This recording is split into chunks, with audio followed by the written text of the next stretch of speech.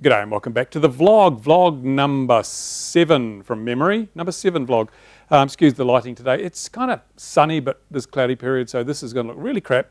But it's a vlog. I'm not messing around with lighting. We'll just do it. We'll just go for it. And to start off with today, an arrest. 3 arrests, actually. 3 arrests. For those who don't know, most people in the know are already aware of this, but 3 of the world's most popular drone pilots have been arrested. That's Mr. Steele, Alex Etter, and Schizo, I think it was. Now these guys, you've probably seen them on Rotor Right, you've probably seen their channels if you're into drone racing and drone, mini quad action. And they were arrested because, not because they were doing building dives or anything like that, or endangering people, because they trespassed, or allegedly they trespassed. So yeah, a warrant was issued and they turned themselves in and got arrested and then bailed out. So yeah, this raises an interesting point with these rules, doesn't it? I've looked at virtually all of the prosecutions, especially the ones that have resulted in severe fines or imprisonment, because there are a few now. Guy in America sconned someone with his drone and he was done for, was it, I don't know, some kind of, anyway, it wasn't a drone specific charge. It was a general charge like assault or something. I don't know what it was, can't remember. But increasingly, the people who are actually getting imprisoned or really heavily fined are this is being done so these actions are being taken under existing laws, because in most countries, you can't actually destroy someone's property or injure someone without breaking an existing law, whether you use a drone or an axe or whatever. So the drone is kind of secondary. It's almost as if, well, we've got all the laws we need to punish people if they do bad things. And regulations don't actually stop people from doing things. They only punish them afterwards. So why don't we just make the drone regulations advisories and just stick to the existing laws we've got, which cover all the bases anyway? I don't know. I guess that would mean that regulators would feel disempowered and they would hate that, so they're not going to do that. Okay, now the next thing, still on the subject of drones, God, it goes on, doesn't it? A new study released by the FAA shows basically that drones aren't as dangerous as we thought they were. It's a 195-page study. I'll put a link in the description. If you want to read it in its entirety, you can go and have a look and see what I'm saying is true. But it was done, part of the testing was done by Wichita State University, and they basically determined that drones like the Phantom, which are a monocoque plastic body, not really very dangerous at all. They threw Phantoms at crash test dummies, and all the crash test dummies survived. And they're saying that it's actually less dangerous to have a drone fall on your head than a piece of wood or some other sort of non-frangible material. So it's just what we already knew, isn't it? Now, that doesn't mean you go flying over people's heads. It's still a stupid, crazy, dumb thing to do.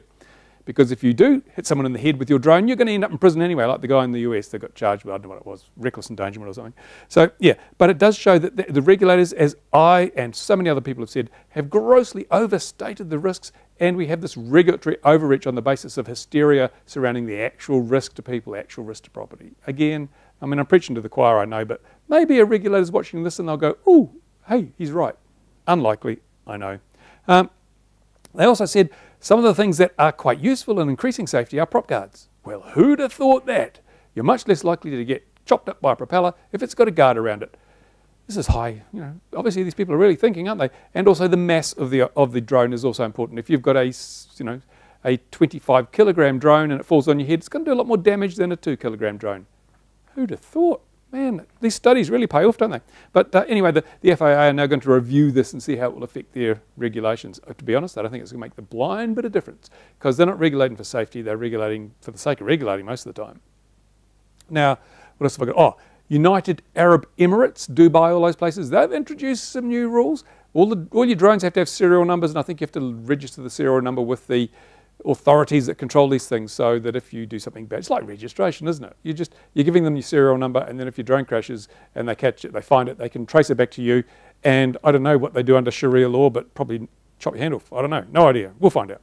Now, another thing that's really important and interesting is DJI. I mean, they are the biggest name in the game, certainly at the recreational sort of, what do you call it, prosumer end of the market, where people just want to buy a drone, use it, and maybe commercially, maybe not commercially. With the Phantoms and now the Mavic Pro, they really do have a stranglehold on that market. And they've been talking about having this RFID thing, this sort of beacon thing, so that if somebody sees a drone doing something bad, like a law enforcement officer, he can whip out his little reader, press a button, and it'll tell him the unique ID of that drone that can be traced back through the registration database, and wham, they'll nail you to a cross, and they'll cut your hands off. But I'm thinking, hang on a minute, a lot of DJI products already have a unique identifier. I'm pretty sure, can't say for certain, but I'm pretty sure if you've got a drone that uses the Lightbridge system, it's a digital video system. And as we all know, with digital systems, the way we stop one piece of digital transmission gear affecting another piece of digital, like your 2.4 gig system, you got 2.4 gig radio, this 2.4 gig won't affect that one, even though they're effectively broadcasting on the same band. Why? Well, one of the reasons is they have what they call a globally unique identifier, and it's a number that's associated uniquely with each transmitter.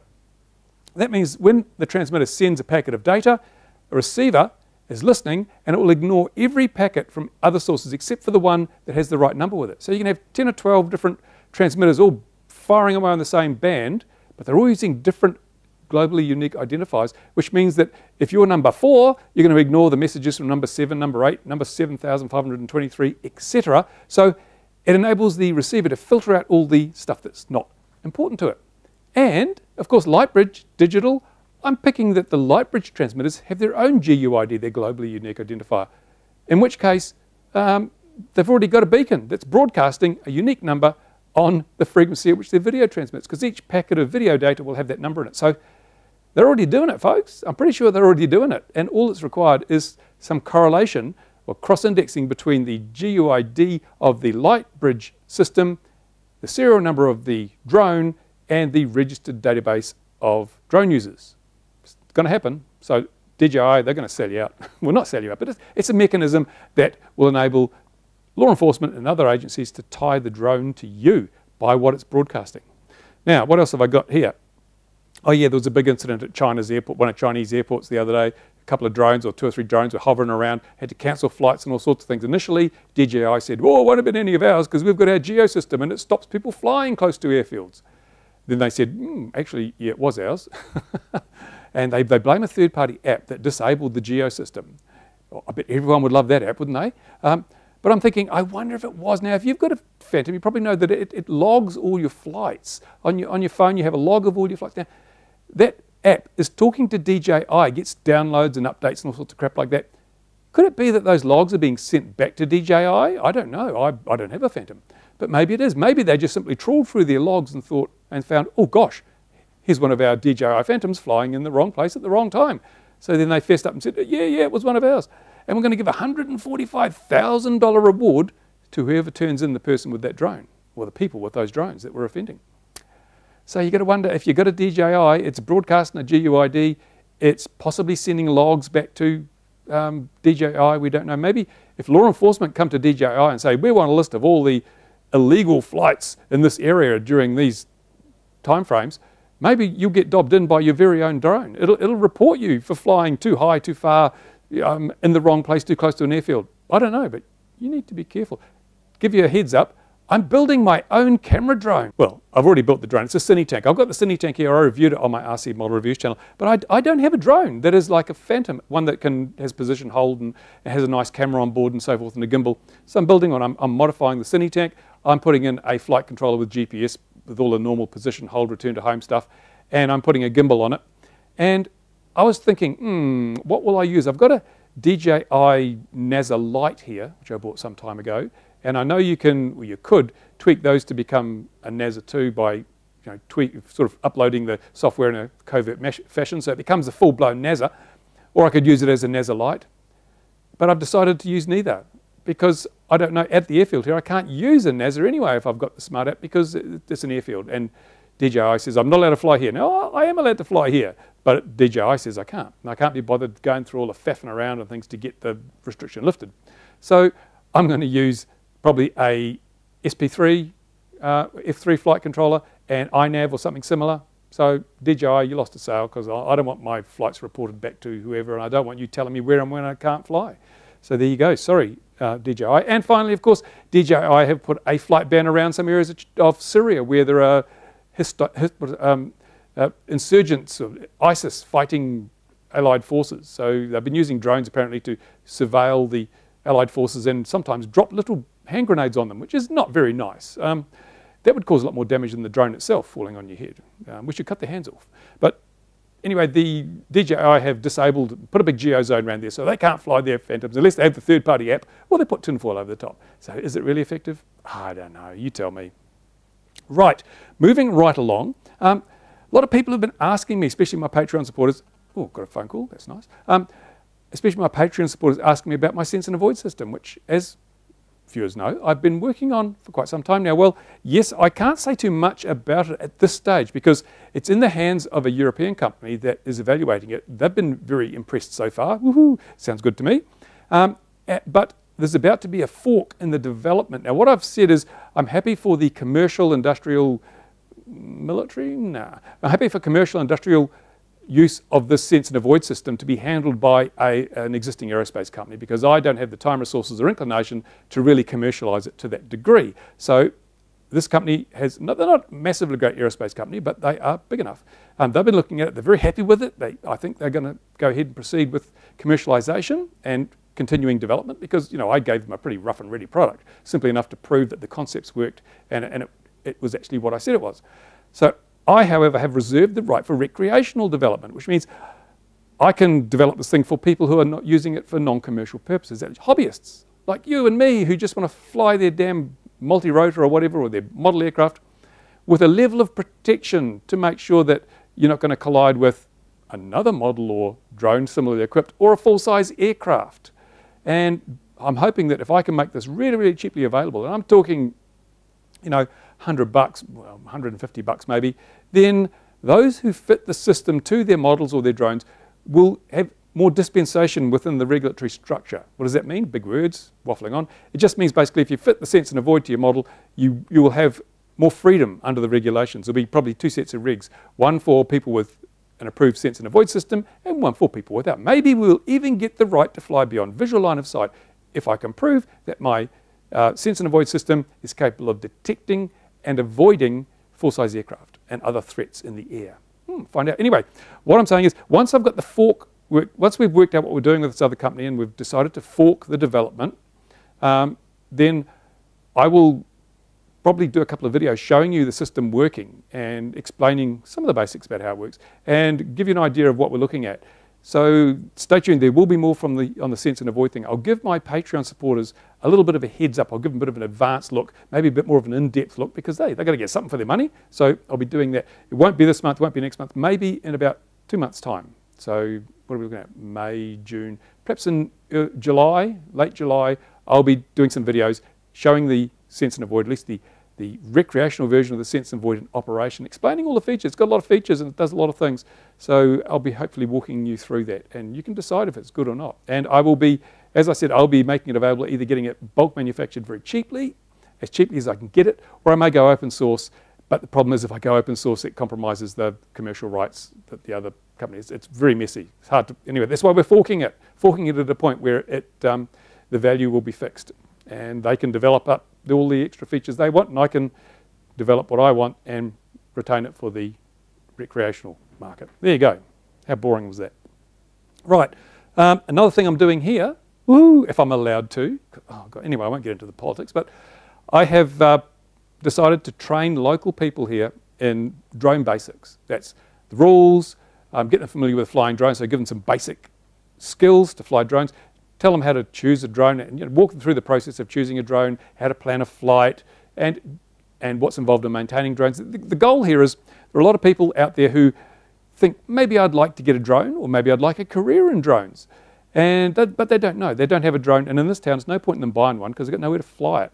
So I'm going to take them through that process, just introduce them to drones, show them the career opportunities, show them the skills they'll need, give them a bit of hands-on so they get a bit of a feel for it. And then if they want to, they can go on to more training or whatever. Now, I'm not going to charge anybody for this because a lot of it's down to safety. It's about teaching them the rules and regulations and more importantly than rules and regulations, teaching them what's safe and what's not. So if they do buy a drone, they're not going to be a risk to anybody. So I'm going to try and do this. Unfortunately, it needs the cooperation of the local council because in order to do it, we're going to have to delist the airfield because if I'm using Phantoms or any DJI product, I can't use it at the airfield because it's a listed airfield and DJI says, oh, no, not allowed to fly there. And I mean, let's face it, if you're going to give people introductory skills, what would you teach them with? you'd show them a Phantom, because that, as I said, is the de facto standard. If they're going to go and get a job flying drones, they're probably going to fly a Phantom or maybe an Inspire, so they need to have experience with the Phantom. And so if the council here are true to their word and trying to help young people and whatever, they will delist the airfield because there's no other impediment. We'll get it going. I've worked out, it's about, there's about 60, 70 people so far have expressed an interest. That's a lot of work for me, but it'll be spread out over many months, so it'll take up, probably a day, a week or something like that at the moment. And hopefully it will make the skies safer.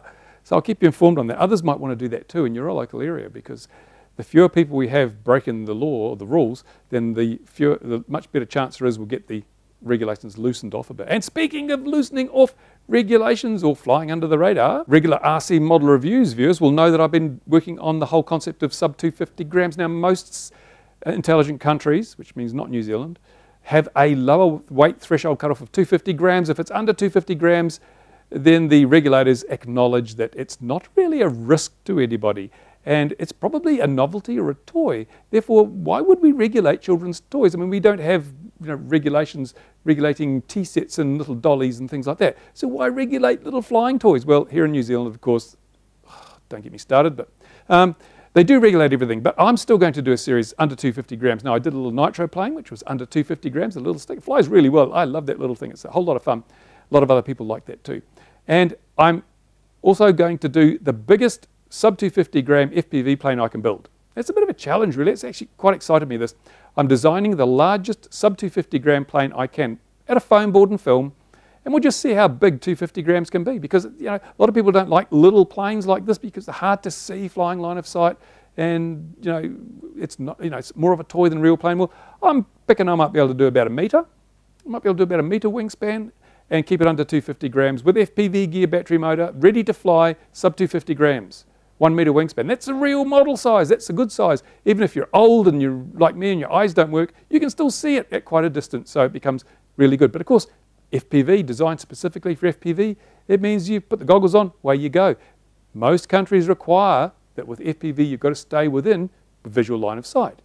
So the bigger the model, the further you can fly FPV without breaking the rules. And this is all about staying under the radar, not breaking the rules, but using the loopholes, not loopholes, but using the allowance that the rules give us in most countries to broaden our options, give us more things we can do without falling foul of the regulators. There you go. That's it. I've used up all the paper. That's it. That's the vlog for today. So if you've got questions, comments, usual place. And if you've got suggestions for the vlog, I mean, I've been sitting in this damn chair and it's actually cold now. Look, I've got my winter jacket on. Oh, I hate the cold. But if you've got ideas for different things I can include in the vlog, I've done mainly regulation because it's just like the hot topic. It's the thing. It's what's happening. It's like, and I think a lot of people have said it's really helpful to get an overview of regulations and the technology that's going on. So I'll keep doing this, but if there's other stuff you want to know about, then by all means, please do leave a comment suggesting it. And I might remind you, if you want to see the fun and entertainment side of the hobby, stick to XJet. If you want to see some technical stuff, some reviews and other things, RC Model Reviews is your channel. There's a bit of overlap from time to time, but that's the way it's going now. As I say, RC Model Reviews. There's a lot of stuff which I've been, it's in the wings. See what I did there? In the wings. And that'll all be coming out this month. So it'll be a busy month on RC Model Reviews. It was a bit quiet last month because so much prep work. But this month, watch out, it'll be rolling out. That's it from me. Lunchtime. Woo! Okay, thanks for watching. See you again soon. Bye for now.